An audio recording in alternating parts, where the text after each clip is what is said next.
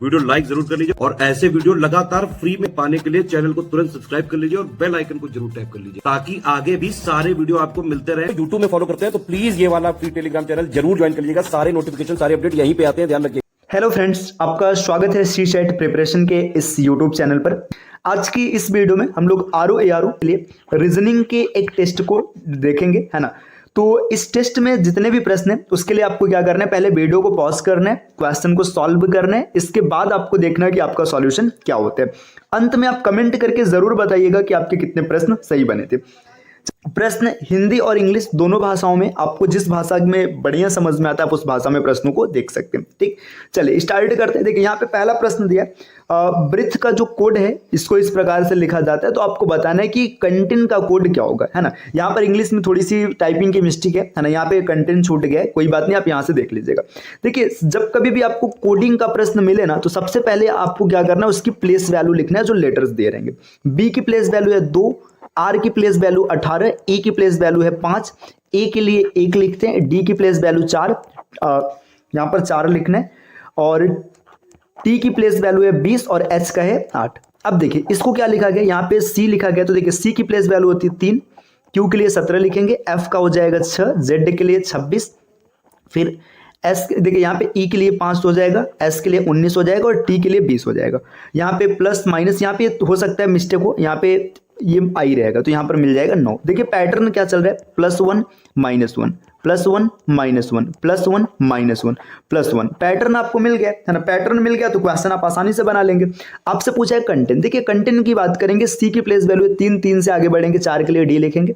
ओ की place value 15, 15 से 1 कम करेंगे तो आप लिखेंगे एन, एन की प्लेस वैल्यू 14, 1 आगे बढ़ेंगे ओ, टी के लिए यहाँ पे कम करेंगे तो एस आ जाएगा, ए से आप बी लिखेंगे, आई से एच लिखेंगे और एन का ओ लिखा जाएगा, तो इसका बिल्कुल सही उत्तर हो जाएगा DNOSBHO, विकल्प ए इसका सही उत्तर बनेगा।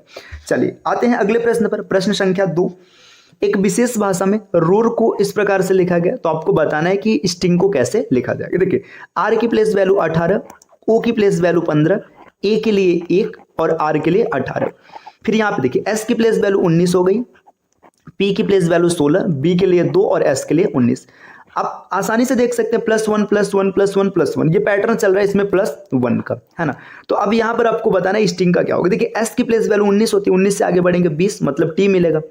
टी की प्लेस वैल्यू 20 होती है, 20 से आगे बढ़ेंगे 21 मतलब यू मिलेगा। आई के बाद जे आ जाएगा, एन के बाद ओ आ जाएगा और जी के बाद एच आ जाएगा। TUJOH विकल्प डी इसका सही उत्तर बन जाएगा।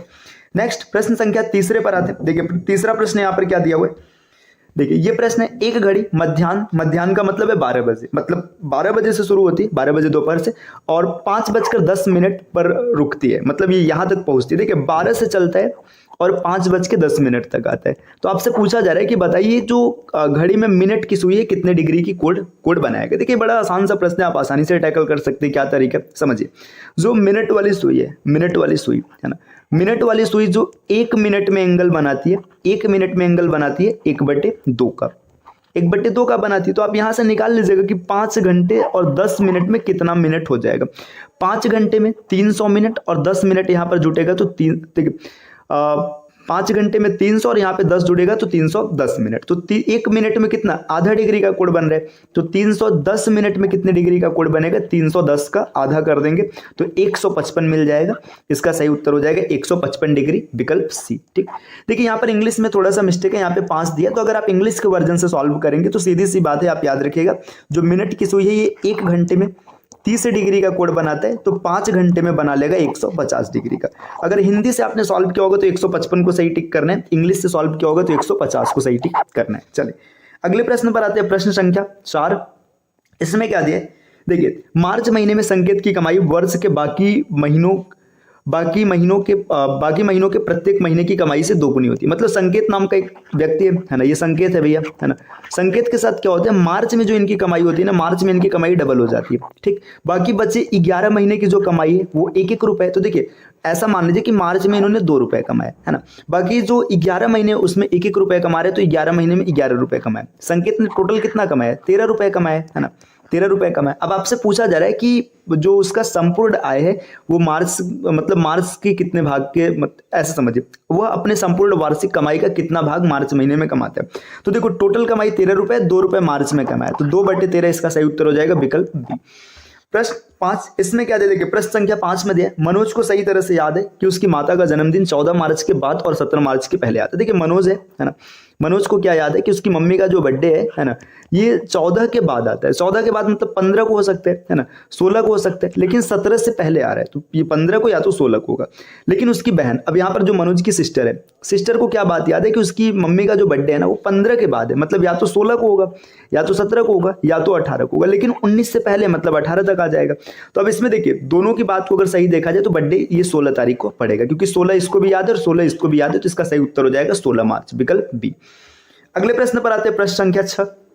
यहां पर क्या दिया गया, लोन शब्द को लिखने के लिए इनमें से वर्णमाला की किस स्थान मान श्रृंखला का प्रयोग करना सही होगा। देखिए एल की प्लेस वैल्यू 12, ओ की प्लेस वैल्यू 15, ए की प्लेस वैल्यू 1 और एन की प्लेस वैल्यू 14। देख लीजिएगा 12 15 1 14, 12 15 1 14, विकल्प बी। प्रश्न संख्या 6 को देखते हैं। देखिए प्रश्न संख्या 6 में दिया है, यहां पर क्या दिया, संख्याओं का वह संयोजन चुने जिसके अनुसार अक्षरों को व्यवस्थित करने पर एक सार्थक अंग्रेजी शब्द बनाया जा सके। देखिए यहां पर UTEYBA, इससे आपको एक शब्द बनाना है। तो देखिए आप अगर थोड़ा सा अंग्रेजी के शब्द को उस पर जाएंगे डिक्शनरी पे, तो आपको ये ब्यूटी वर्ड दिख रहा होगा, BEAUTY, है ना, ब्यूटी दिख रहा है। अब ब्यूटी दिख रहा है तो ब्यूटी की देखिए यहाँ पे सबसे पहले आप क्या लिखेंगे, बी के लिए प्लेस यहाँ पे क्या लिखा गया, 5 लिखा गया, ई के लिए 3 लिखा गया है ना, ए के लिए 6 लिखा गया, यू के लिए क्या लिखा गया, 1 लिखा गया, इसके बाद टी के लिए 2 और वाई के लिए 4, तो 53 61 24, विकल्प इसका ए सही हो जाएगा। अगले प्रश्न पर आते हैं, प्रश्न संख्या 8। इसमें आपको असंगत चुनना। देखिए दिए गए समूह में असंगत की पहचान करें, हाइड्रा, सी एनिमोन, है ना, साइकन और जेलीफिश। देखिए इसमें कौन अलग हो जाएगा, देखिए हाइड्रा, सी एनिमोन और जेलीफिश, है ना, इसके बाद साइकन, है ना। मेरे हिसाब से ये साइकन अलग होगा, क्योंकि साइकन एक तरीके का जो ये साइकन है ये स्पंज होता है ना, ये एक तरीके का स्पंज होता है। स्पंज मतलब ये पोरीफेरा फैमिली से संबंधित है, पोरीफेरा, है ना, ठीक, तो ये पोरीफेरा फैमिली से संबंधित है, ये सबसे अलग हो जाएगा। ठीक, चलिए अगले प्रश्न पर आते हैं, प्रश्न संख्या 9 में क्या दिया, आपको एक इक्वेशन दिया, इस इक्वेशन में यहाँ पे चिन्ह नहीं दिए गए, आपको बताना है कौन सा विकल्प फिट होगा। ठीक, देखिए 8 यहाँ पर गैप है ना, फिर रखा गया 10, फिर गैप है 20, फिर गैप है 6 बराबर 11। अब आपको बताना है कि यहाँ पे क्या फिल करे कि सही हो जाए। ठीक, तो ये इसमें क्या होता है, सीधी सी बात है कि आपको इसमें हिट एंड ट्रायल अप्लाई करना। देखिए 8/10 और गुड़े यहाँ पे बटे करेंगे तो ये सेट नहीं होगा, है ना, तो ये एलिमिनेट हो गया यहाँ पे, है ना। या फिर रुकिए अच्छा रख के चेक ही कर लेते। देखिए अगर 8/10 करेंगे, 8 यहाँ नीचे कैलकुलेट करते हैं, 8/10, है ना, गुड़े 20, ठीक है, ये गुड़ा हो जाएगा यहाँ पर, और प्लस -6 बराबर 11। देखिए इसको अगर काटेंगे तो यहाँ पे ये मिल जाएगा 2, 8 दूना 16 में से 6 गया 10, ये नहीं सही होगा, है ना। इसके बाद दूसरे को चेक करते, देखिए यहाँ पे 8/10 और प्लस 8/10 और प्लस 20, है ना, ये भी सही नहीं दिख रहा है। इसके बाद इसको तीसरे को चेक करते, तीसरे को चेक करेंगे तो 8 और 10 16, या रुके यहाँ पर इसको भाग करेंगे तो आपको मिल जाएगा, तीसरे को यहाँ पे चेक करें, देखिए 8 + 10 बटे 20 गुड़े 6 और बराबर 11। देखिए इसको काटेंगे तो यहाँ पे मिल जाएगा 3, 8 3 11, इसका सही उत्तर बन जाएगा विकल्प तीसरा। ठीक, इसमें पूरी तरीके से हिट एंड ट्रायल होता है, आपको हिट एंड ट्रायल अप्लाई करना और चेक करना है। चलिए अगले प्रश्न पर आते हैं, प्रश्न संख्या 10। अव्यवस्थित अक्षरों को उनके स्वाभाविक क्रम में पुनर्व्यवस्थित करें और असंगत चुने। देखिए इसमें ना सबसे पहले इनके स्वाभाविक रूप को लाना है, तो इसको थोड़ा सा जूम करते हैं ताकि लिखने में आसानी हो। देखिए यहाँ पर आपको देखिए यहाँ पे 4 वर्ड्स लेटर्स दिए गए। अब इन लेटर्स को देखिए, आप देखेंगे GOLD गोल्ड दिख रहा है। ठीक, चलिए ये बन गया, है ना। इसके बाद यहाँ पे ES, इससे क्या बनेगा S। देखिए यहाँ पे स्टोव बन जाएगा STOVE। आगे बढ़ेंगे B, यहाँ पे ब्रांज बन जाएगा BRONZE, है ना। और आगे बढ़ेंगे यहाँ पे सिल्वर बन जाएगा। अब देखिए आपने इन सबको व्यवस्थित कर दिया। अब व्यवस्थित करने के बाद आपको बताना है कि इसमें असंगत कौन है। गोल्ड मेटल का नाम है, ये भी मेटल का नाम है, ये भी मेटल का नाम है, तो यहाँ पे स्टोव जो है ये असंगत हो जाएगा, तो इसका सही उत्तर हो जाएगा विकल्प बी। अगले प्रश्न पर आते हैं, प्रश्न संख्या 12, है ना।